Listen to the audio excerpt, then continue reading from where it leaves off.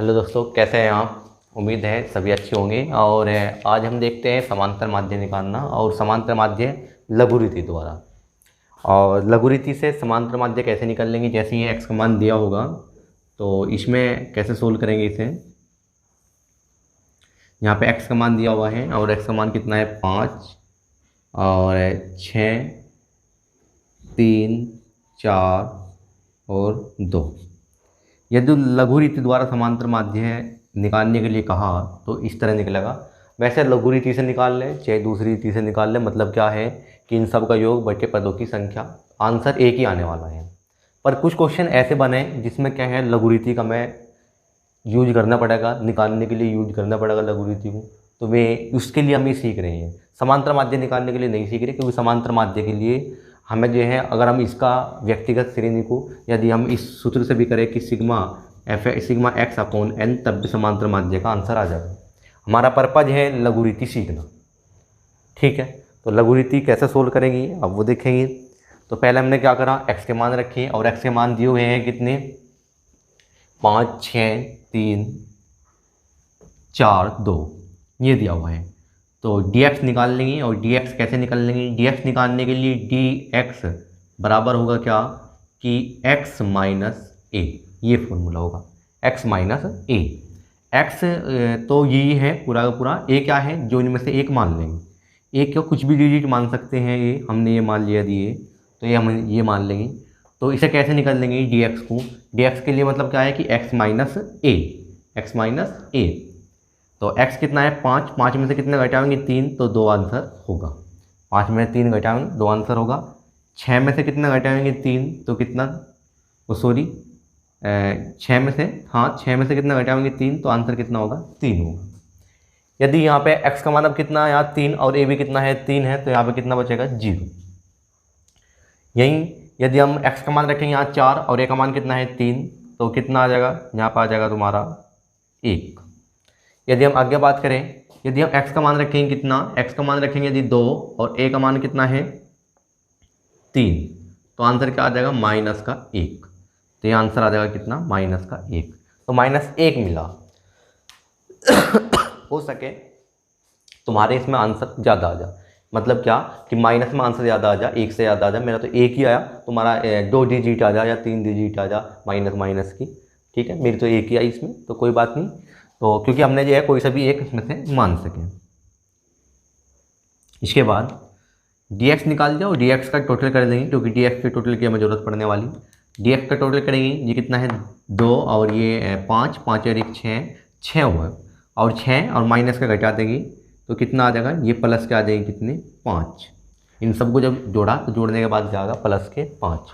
Answer क्या होगा, समांतर माध्य बराबर a plus sigma dx upon sigma dx upon n, ये फॉर्मूला होगा। या x बार बराबर a का आंसर कितना दिया हुआ है, a हमने क्या मानना 3, यहाँ पर रखेंगे 3 प्लस dx कितना है हमारा 5 और अपॉन n का मतलब क्या है पदों की संख्या 1 2 3 4 5, तो ये कितना है 5 है। या x बार बराबर कितना आ जाएगा 3 प्लस इससे से भाग करें कितना आ जाएगा 1, या x बार बराबर कितना आंसर आ जाएगा 4। यही हमारा इसका आंसर है, ठीक है। तो ये था इसका आंसर, समांतर माध्य बराबर कितना आया 4। उम्मीद है आपको इसके बारे में पता लगा होगा। और इसी पे आधारित हम क्वेश्चन देखेंगे जो लघु रीति पे ही आधारित होंगे। तो वे क्वेश्चन देखते हैं अब।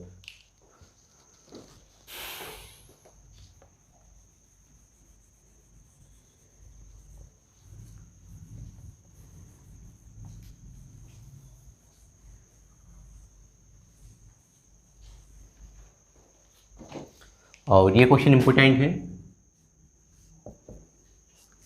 ये का कल्पित माध्य, कल्पित माध्य का मतलब होगा a। यदि कल्पित माध्य दिया हुआ है तो उसका मतलब a होता है। कल्पित माध्य कितना है 10 है और 6 संख्याओं के संबंध में विचलन निम्न प्रकार है। 6 संख्याओं के संबंध में विचलन दिए हुए हैं। विचलन क्या है, विचलन होगा dx को बोल देंगे विचलन, विचलन दिए हुए हैं। देखा संख्याएं क्या है, एक तो आपको जो है संख्याएं बतानी, x बताना संख्याएं क्या है, और विचलन उन्हें खुद ब खुद दिए हुए हैं। उसी के साथ साथ उसने a का मान भी दिया हुआ है। ने कहा कि संख्याएं क्या है और x बार क्या है और समांतर माध्य क्या है। विचलन ये दिए हुए हैं -4, फिर कितना है +2 माइनस कितना 3 +1 0 और +10 ये दिए हुए हैं। तो यदि हम इनकी बात करें तो ये दिए हुए हैं -4, अब की बार ये नहीं दिया ये दिया, तो ये संख्याएं पूछी, एक तो आंसर ये संख्याएं पूछी, दूसरा समांतर माध्य पूछा। फिर कितना है +2, फिर कितना है -3, फिर कितना है +1, फिर कितना है 0, फिर कितना है +10। ये मान दिए हुए हैं। अब हमें जो है यदि हम बात करें इसे सोल्व करने की, तो हमारा जो पहला पर्पज तो हमारा जो है संख्याएं ज्ञात करना होगा। पेपर में ये हो सकता है कि संख्याएं पूछे या फिर वो जो है समांतर माध्य पूछे, तो इससे समांतर माध्य भी निकाल सकें हम। मैं बता दूंगा कैसे कैसे समांतर माध्य निकाल सकें। पहले हम संख्या ज्ञात कर लेंगे। संख्याएं कैसे ज्ञात करेंगे ये बताओ कि dx ज्ञात करने के लिए हम क्या कर रहे थे कि x - a ये कर रहे थे, x - a। अब की बार हमें x ज्ञात करना, तो x ज्ञात करने के लिए तुम्हें क्या होगा कि dx, और ये इधर का एक है माइनस का, इधर का आ जाएगा +a बराबर क्या आ जाएगा x निकल जाएंगे ऐसे करके, ठीक है। तो जिसका भी तुम्हें जो है x का मान निकालना होगा तो उसी का dx रखोगे और उसमें प्लस क्या कर दोगे 1, प्लस क्या कर दोगे a का मान दिया हुआ है, कितना है a का मान 10, a का मान उन्होंने खुद पे खुद दिया हुआ है। तो अब हम जो है इसका x निकालने चाह रहे, तो कितना है dx, ये है dx -4 और प्लस क्या है a कितना है 10, तो आंसर क्या आ जाएगा +6। यदि हम नेक्स्ट बात करें तो नेक्स्ट के लिए क्या है, फिर अब की बार यहाँ क्या है 2 प्लस a का मान कितना है, a का मान है 10, दोनों को जोड़ा कितना आएगा 12। यदि नेक्स्ट की बात करें हम, तो नेक्स्ट में क्या है 3 माइनस के 3 और प्लस a कितना है, a है 10, दोनों को जोड़ा तो जोड़ने के बाद क्या आ जाएगा 7। इसके बाद फिर नेक्स्ट की बात यदि हम करें तो इसमें कितना दिया हुआ है 1, यदि 1 की बात करें 1 और a कितना है, a है 10, तो आंसर कितना आ जाएगा 11। इसके बाद यदि हम नेक्स्ट की बात करें, a कितना है dx कितना है 0 है, प्लस a कितना है 10, तो यहाँ मान कितना होगा 10। यदि हम नेक्स्ट की बात करें, यहाँ पे जो है dx कितना है, dx का जो मान है वो कितना है 10 है, dx का मान 10 है और a का मान क्या है, a का मान भी 10 है, दोनों को जोड़ेंगे तो कितना हो जाएगा 20 ये होगा। तो हमने इस तरह करके क्या निकाल लिया, इस तरह करके हमने जो है x के मान निकाल दिए। संख्याएं हमें ज्ञात हुई। अब हमें निकालना क्या है समांतर माध्य। समांतर माध्य निकालने के लिए आपको जो है किसी भी तरीके से निकाल सकते हैं, क्योंकि संख्याएं भी ज्ञात होगी तुम्हें और इससे भी तुम जो है समांतर माध्य निकाल सको, जैसा हमने जो है पिछले क्वेश्चन में समांतर माध्य निकाला था। वैसे मैं तुम्हें यदि बताऊँ तो दोनों तरीके से बता दूंगा कैसे समांतर माध्य निकाल सकते हैं। समांतर माध्य निकालने के लिए हमारे पास फॉर्मूला है कि x बार बराबर σx/n। कोई सब यूज कर सकते हैं इसमें, क्योंकि दोनों चीज़ पता है। इन सब का जोड़ बटे इन सब की संख्या 1 2 3 4 5 6, तो आपका समांतर माध्य निकल जाएगा। आंसर दोनों सेम आने वाला। दूसरा सूत्र क्या है, दूसरा जो है x बार बराबर a + सिग्मा dx और n, ये भी सूत्र होगा, ठीक है। तो देखते हैं हम पहले से सोल्व करके कि आगे ये आंसर सही आ जाएगा या नहीं। तो यदि हम देखें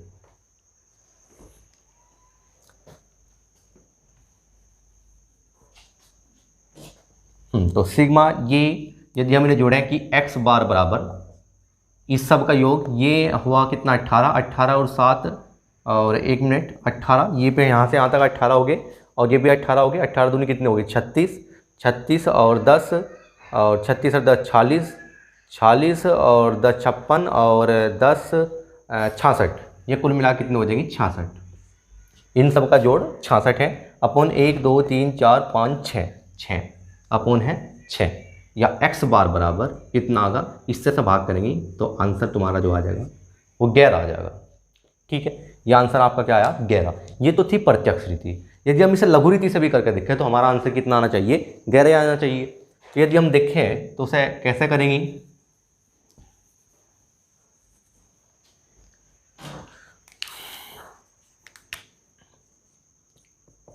a + सिग्मा dx और अपॉन n, या x बार बराबर a कितना है, a इन सब का जोड़। कैसे जोड़ेंगे, पहले प्लस प्लस के जोड़ लो। ये कितना है 10 और 1 11, 11 और 2 13, 13 में से 3 घटा देंगे कितना बचेगा। जब 13 में से हम जो है 3 घटाएंगे तो 10, और 10 में से यदि हम जो है कितना घटाएंगे, 10 में से यदि हम ये 4 घटा देंगे तो 6 बच जाएगा हमारे पास। तो मतलब इन सब का जोड़ प्लस का 6 होगा, इन सब का जोड़ प्लस का 6 होगा। तो इस सूत्र में पुट करेंगे, यहाँ पे कितना है 10 है, a का मान 10 है, प्लस यहाँ पे कितना है dx अभी कितना है 6, n कितनी है, पदों की संख्या कितनी है काउंट करके फिर 6 है, और x बार बराबर कितना आ जाएगा, x बार बराबर आ जाएगा कि 10 प्लस 6 से 6 को डिवाइड कर देंगे तो 1 आ जाएगा, बराबर आंसर तुम्हारा फिर दोबारा से 11 ही प्राप्त हुआ। ठीक है, जैसे कि मैं तो बताया था कि लघु रीति से करें या फिर हम जो है इसे प्रत्यक्ष रीति से करें। ठीक है, तो दोनों आंसर वही आने वाला समांतर माध्य का। अंतर क्या है, ये क्यों सीखा हमने, क्योंकि यदि इस कंडीशन में क्वेश्चन आया तो फिर हम उसे ये ऐसे सोल्व करेंगे यदि संख्याएं पूछ ली तो। यदि उसने समांतर माध्य पूछा केवल, समांतर माध्य के लिए आप क्या करेंगे, इन सबको जोड़ लेंगे और क्या करेंगे, a का मान दिया हुआ है अपॉन n रख देंगे तो समांतर माध्य बड़ी आसानी से क्या हो जाएगा। पर यदि संख्याएं पूछ ली तो फिर प्रॉब्लम होगी। ठीक है, तो ये था। इसके साथ साथ क्वेश्चन को और तरीके से पूछ सकता है। कैसे पूछ सकता है, वो तुम्हारे से जो है बोल सकता है कि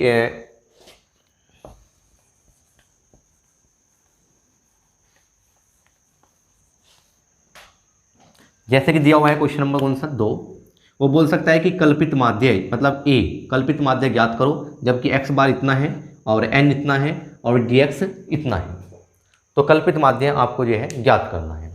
तो कल्पित माध्य कैसे ज्ञात करेंगे, हमारे पास सूत्र है कि x बार बराबर a कल्पित माध्य प्लस क्या है सिग्मा dx अपॉन क्या है n है, या x बार बराबर a का मान कितना है, a का मान जो है वो तो ज्ञात ही करना, ये निकालना है a क्या है। वहीं dx का मान कितना दिया हुआ है, dx का माइनस कितना है, माइनस के 155 अपॉन, देखो इसमें तो डिजिट ज़्यादा डिफ़िकल्ट है और इसमें थोड़ा सा आसान कर लूँ मैं। यदि इसे जो है डिजिट को यदि हम आसान करें कि यहाँ पे कितना है कि x बार का जो आंसर दिया हुआ है वो सपोज करो 30 है, वहीं जो n है, n जो है तुम्हारा 6 है, और वहीं dx जो मान आया तुम्हारा वो कितना आया 11 आया। ठीक है, क्वेश्चन को 11 नहीं कुछ 12 आया। ठीक है, तो क्वेश्चन को आसान करने के लिए मैं डिजिट आसान ली। ठीक है, पेपर में भी आसानी डिजिट होगी, ज़्यादा कैलकुलेशन करने की जरूरत नहीं पड़ने की। तो अब हमें x बार निकालना, तो x बार का मान दिया हुआ है कितना है 30 बराबर a तो हमें ज्ञात ही करना, प्लस dx कितना दिया हुआ है 12 अपॉन n कितना है 6, n कितना है 6। तो अब क्या करेंगे, अब यहाँ लिखेंगे क्या 30 बराबर a प्लस इससे से भाग कर देंगे तो आंसर क्या आ जाएगा 2। ये 2 इधर के a में है, प्लस में है, इधर के a में जाएगा माइनस में, तो यहाँ आ जाएगा 30 माइनस 2 बराबर क्या आ जाएगा a, या a बराबर कितना मिल जाएगा तुम्हें 28। ये a का मान पूछ लिया उसने। हो सके कि तुम्हारे से a ना मान पूछ के कुछ और मान पूछ लिया जा, कल्पित माध्य का मान दे दो कि कल्पित माध्य बराबर 5 है और जबकि समांतर माध्य गायब है। समांतर माध्य तुम्हें निकालना है, तो आप जो है समांतर माध्य तुम्हें निकालना, तो आप क्या करेंगे, यहाँ पे a का मान रखेंगे, यहाँ पे dx का, यहाँ पे n का मान रख के समांतर माध्य सोल्व कर लेंगे। हो सके वो n गायब करते तुम्हारे क्वेश्चन में, तो आपको क्या है यदि n नहीं पता और सबके मान पता है तो फिर क्या करेंगे, इसका मान भी रखेंगे, इसका मान भी रखेंगे, इसका मान भी रखेंगे, बाकी n उसमें से निकाल लेंगे। ठीक है, तो ये तरीका है, मतलब वो जो है कुछ भी गायब इसमें से कर सकता है। तो ये था क्वेश्चन कल्पित माध्य का, और लघु रीति से समांतर माध्य निकालने का पर्पज ये था ताकि हमारे दोनों क्वेश्चन क्लियर हो सके। ठीक है।